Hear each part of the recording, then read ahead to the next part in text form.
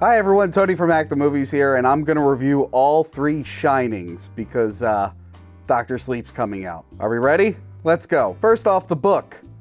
I don't have a copy of the book, so just pretend that I'm holding the book. There you go. The book, written by Stephen King. The Shining is about the Torrance family staying at the Overlook Hotel and being the caretakers for the winter. Jack, the father, is a recovering alcoholic who recently lost his job after he fought with a student, and he quit drinking after he hurt his son Danny's arm and broke it in like a fit of rage one night. Throughout the book, you find out that he was actually the son of an abusive father who also hit like his brothers and his mother and stuff. So he has a history of domestic abuse that he doesn't want to relive. And that was one of the reasons he stopped drinking, because he didn't want to end up being like his dad, beating his kid and whatnot. Wendy is Jack's wife, who kind of resents Jack for hurting Danny. She's never really gotten over it, and their marriage is kind of on like, shaky ground right now. There's cracks in their foundation. But yeah, she's very careful of Danny, and she still has trouble trusting Jack after that incident.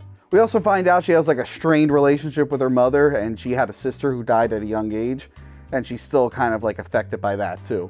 So Danny is the son of Jack and Wendy, and he has these like psychic telepathic abilities that his parents are kind of aware of. They try to brush it off as just like coincidence and whatnot, but you kind of get the idea that they know Danny is different, but they don't want to admit it to themselves. When he gets to the hotel, he meets Dick Halloran, who is also gifted and has the same ability, but not as strong as Danny's. And you find out that he calls it the Shining. That's something him and his grandmother would refer to it as. And there's apparently plenty of people who do it, but Danny is like one of the strongest ones he's ever met. So he kind of like, not really coaches him, but gives him a heads up on what some of his powers are and whatnot. And then throughout the film, Danny gets these like real elaborate visions of events that are to come and events that have happened. And he gets messages and warnings from a friend he calls Tony. During the first tour of the Overlook Hotel, we get introduced to a couple things that pay off later on in the book, such as the Overlook is known for its roque games, which is like the American cousin of croquet, so there's a bunch of roque mallets laying around. We also find out that the hotel has a boiler that's not in very good shape, and you have to relieve the pressure every night, because if you let it go too long, it can kind of explode. So we get introduced to this kind of ticking clock element. So early on in the story, the Torrances are able to go back and forth into town, like almost every day, for supplies and whatnot. An example of this is like early on, Danny gets stung by a bunch of bees that were supposed to be dead. Jack had killed them, and he gave him like an empty beehive, and then somehow bees came out and stung him. That's like your first clue that something paranormal is going on. So yeah, they were able to drive him into town and see a doctor, but eventually in the book, a snowstorm does come, and they're eventually cut off from the outside world. Jack ends up finding out that the Overlook has a very questionable history. There's some history with organized crime. There's a lot of violence that happened there.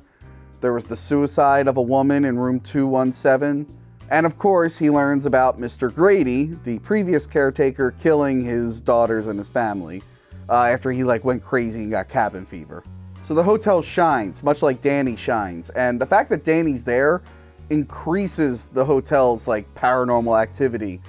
It's able to do things like manifest ghosts physically. It's able to make a hose come to life like a snake and attack Danny. It makes the hedge animals outside the hotel come to life and chase after people. It does all kinds of crazy stuff like that. The hotel wants to possess Danny and gain control of his power. I'm not sure why. It seems like it just wants to spread more misery to people. And since he's so strong in the psychic ability, them having that ability would help them. So they really try to get their claws on him. And one way they do it is when he goes into room 217, where the suicide victim was. And she really tries to overtake Danny, but he's able to resist them. So after Danny resists the hotel, it turns its focus on Jack. It frustrates his need to always be working, and then it kind of tries to prey on his alcoholism, tempting him with alcohol to try to win him over to his side, to its side. Eventually, it does work. Jack ends up going to a masquerade where the ghosts are all in costumes, such as dog costumes. That's important for later. Remember that. And he finally like gives in and he decides he will kill his family for the hotel. So Jack is now this entity known as the manager, and the rest of the story is pretty much him chasing his family down with the roque mallet to kill them. Along the way, Danny sends some psychic messages to Dick Halloran, so he ends up getting a plane from Florida to Colorado, and he shows up. He fights the hedge monsters, the hedge animals that came to life earlier. He gets into a big fight with a lion, lights him on fire, kills him, comes in. Danny's trying to reach his father. He gets there for a second, but then the hotel overtakes it again and starts beating up Jack's face to mutilate him so he doesn't resemble his father or something like that. The hotel feels like it's won. It's going to get Danny. Danny reminds him like, hey, you haven't released the pressure in the boiler. And the hotel's like, ah, shit. So Jack goes down, tries to turn off the boiler. He's too late. It explodes. Whole hotel blows up. The lion hedge is on fire. Jack's dead. And then Dick, Danny, and Wendy, they get out. And then there's an epilogue, like, takes place a year later, where it's like, you know, Wendy's still recovering, Dick's got a new job. But you find out that Danny's middle name was Anthony. So it kind of suggests that Tony, his imaginary character, was him from the future, sending warnings back into the past to help him get through that experience. Next up, we have The Shining, directed by Stanley Kubrick and starring Jack Nicholson. Okay, so this movie skips almost all of Jack's backstory. The only thing we ever learn is that he was an alcoholic who hurt Danny one day and broke his arm in a fit of rage. That's all we really get. It's not clear if he lost his job or he left his job. He's at the hotel to write a book instead of writing a play like he did in the novel. There's no mention of his abusive dad. We don't really know a lot about Jack other than the one incident he had when he was drinking. Wendy is a little less resentful of Jack in this version. She seems to genuinely forgive him for what he did. The only time it ever really comes up that she still is mad at him is when Danny comes out of room 237. Not sure why they changed the number. I'm sure there's a reason. I'm sure there's a whole documentary on the reason. But when she finds Danny injured after the room, she automatically assumes it was Jack because of how he's behaving and his previous history. But that's the only time that really comes up in the movie. It's more present in the book. The movie, it only happens in that one moment, and then she's back to being like, oh, you're okay, you're great, everything's fine, until the end when she's like, oh no, I gotta get out of here. Danny's shine ability seems to be completely unnoticed by his family. I mean, they find him after he breaks down after a vision, like the mom finds him and a doctor comes, but other than that, it seems like she has no idea of any of his psychic abilities or telepathic abilities. They're completely oblivious to it. Much like the novel, Danny talks to his invisible friend Tony, but instead of like elaborate dreamlike sequences, Danny just kind of talks to his finger and makes a weird noise, and then he just sees clips from later in the movie. It's not as intense as it was in the novel. In this version, the storm that blocks them off from society happens a lot earlier.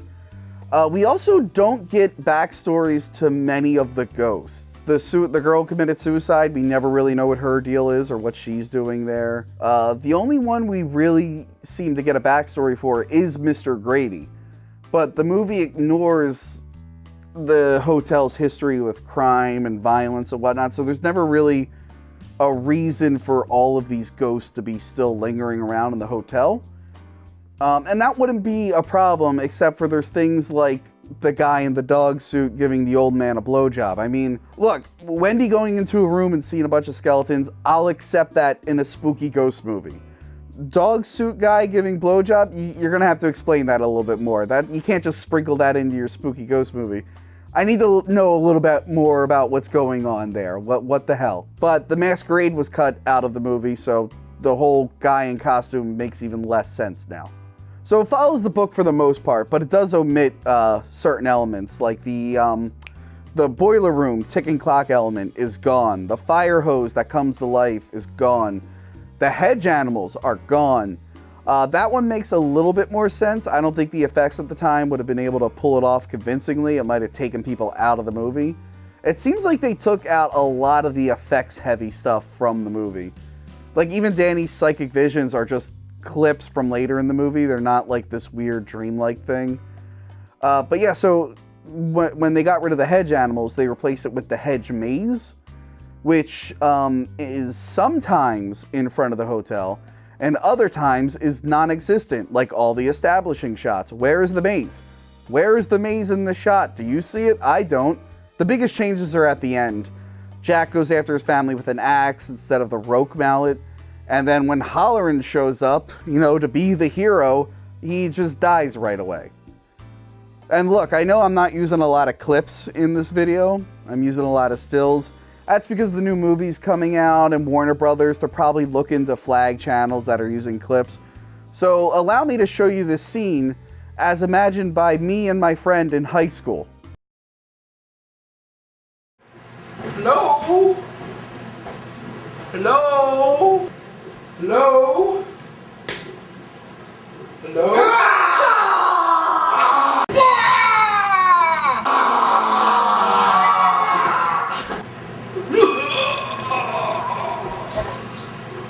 So Danny was in the hedge maze earlier in the film, and he uses his memory of how to get out to his advantage.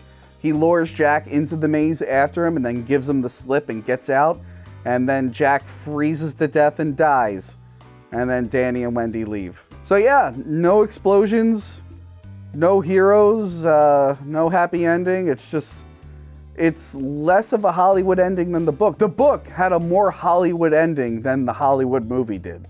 So yeah, this movie is very atmospheric. It's very creepy. It's very effective. I really love this movie. I watched it a lot growing up.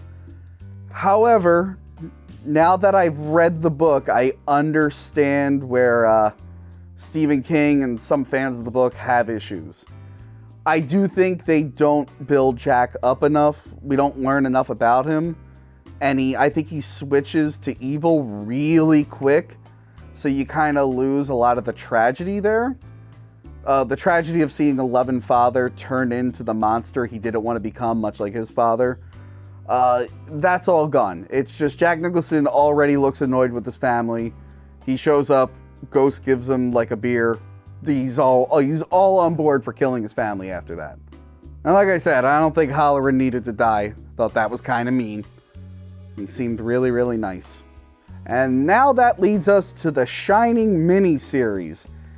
And look, this is a lot closer to the source material. Stephen King was the head of production on this one. Not the director, but he produced it. And look, it gets a lot of negative feedback. And sure, it's got a TV budget. And sure, some effects haven't aged that well. And sure, there's a boom mic in a couple shots. But overall, I think it's fine. And even though Stephen King was in charge of this version, there are still some changes. We don't see the backstory with his father being abusive. We're told about it. And at one point, Miguel Ferreira, rest in peace, he plays the voice of Jack's dad, and he calls him on a CB radio. So they sped that up. But it would have been nice to see Jack afraid of his father, so we know what it's like for him to turn into his father. I feel like that's something it needed. The hedge animals show up, and there's actually a really creepy scene with them where, like, every time the camera cuts, they're just a little bit closer, but they're staying still. And I think it was really, really effective. At the end of the movie, they don't have the same role they did in the book. Like, they're there, kind of, and they're awful. Once they show the CG animals moving, it's pretty terrible. And I get why they ended up not using them, but I would have just maybe omitted them completely or just used them for that one scene. If you're not going to have Dick Halloran fight them, why have them at all at the end? That's just me. Another change is Jack uses a croquet mallet instead of a roque mallet, but who cares? A mallet's a mallet. I don't care. Do you? I don't. There's also a few changes that I think are a jab at Stanley Kubrick. Grady mentions having no family members, and we never see his daughters or his family in the movie at all. I think that's because Stephen King just didn't want to have the twin girls imagery, just to really rub it in. And then they set up for the "Here's Johnny" scene, and then they don't pay off.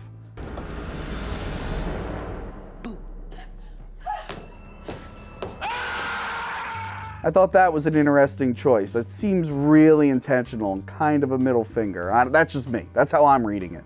Look, I like this movie. I think it's fine. I think the 4-hour running time really allows them to put a lot of references and stuff from the book that would normally get cut out of a theatrical adaptation. So I think that's good. It does have some flaws though. The kid playing Danny, he's got this weird chipmunk face and he's got this stuffy voice. Is your daddy drinking again? Do you know? No. But he thinks about it sometimes. He thinks, gosh, I could sure use a cold one. It sounds like he constantly has a cold and like mucus in his throat. And when I didn't watch this over the course of 3 days, like when it aired. I watched this all in one night. So 4 hours of that like kid's stuffy voice was really getting on my nerves. I appreciate that they filmed in the hotel that inspired Stephen King to write the book. However, that hotel doesn't feel that isolated. Like the way they filmed it, I kept imagining if you turn the camera, you would just see a town right there. It never really feels like they're deep in the mountains, surrounded by snow. They never really feel isolated. And look, this movie has some decent scares. It has some cool ghost stuff. But I never got this sense of dread like I did from the book or even the Stanley Kubrick movie. I mean, it tried. There's a few good moments. The girl in the bathtub is really creepy in this version. It was creepy in the other version, but the makeup effects make it really creepy in this version. But yeah, I didn't really end up being scared of this. What I do like about this movie is Jack. They did what they should have. They made Jack more character-driven. We get to know more about him. We get to see his descent into madness, which I think is really, really important. So you feel kind of sorry when he goes full evil, whereas Jack Nicholson, you were just waiting. This guy, you're like, oh no, he's evil. Jack Nicholson, you're like, well, it's about time. Honestly, I don't know what took him so long. But yeah, I think the character is done really, really well. They even changed it at the end when the manager takes over him. When he goes to the boiler room, in the book, it's just the evil ghost manager gets blown up. But in this one, he's able to reclaim his body for a second. And he kind of lets the boiler blow up as an act of love and to save his family. So it's kind of like a little redemption thing. I really liked that. I thought that was a good moment. I don't think I needed the epilogue at the end where you see Danny has grown up and he looks exactly like Tony, who was talking to him earlier in the movie. Oh, that's the other thing. They try to do the more dreamlike visions in this version. Again, it's a TV budget. The effects aren't great, but they tried it. And you actually see Tony. And at the end of the movie, you see Danny graduate college. And he looks exactly like Tony. And then he gets to say hi to his ghost dad. And they have a nice, sweet moment. It's a nice, bittersweet, happy ending, I guess. I really enjoyed it. Dick Hallorann survives. He doesn't fight the lion, but he survives. What I do like is he's either driving the same model car or close enough. It looks like he drives Christine from another Stephen King book and the movie Christine, directed by John Carpenter. I really liked that moment. I thought it was a good little reference. So in short, the book tells a really good story. The movie is very creepy and the miniseries does its best to try and be both. I think either way you win with The Shining. If you're more into books, you'll like the book. You'll probably enjoy the miniseries more. Just, you gotta kind of like realize, oh, this was 1997 TV budget CGI and stuff like that. If you like movies, you'll love the Shining movie is still really good. As much as I'm criticizing the character depiction of Jack, when he does go crazy, even though I think it's too quick, he really plays a good crazy guy. The movie is very, very creepy and unsettling. I guess nostalgia makes me like the movie more than the rest. But no, you'll have a good time. And yeah, so now you're all caught up. There we go. There were my little recap reviews of all three Shinings. Hopefully you enjoyed Dr. Sleep. I'll be seeing it at this weekend or at some point. So yeah, that was that. Make sure to like, subscribe, consider donating on Patreon, buy a shirt. Well, I mean, you could buy this shirt, but I don't make any money from this shirt. But you can buy one of my shirts. That'd be really nice. And yeah, bye.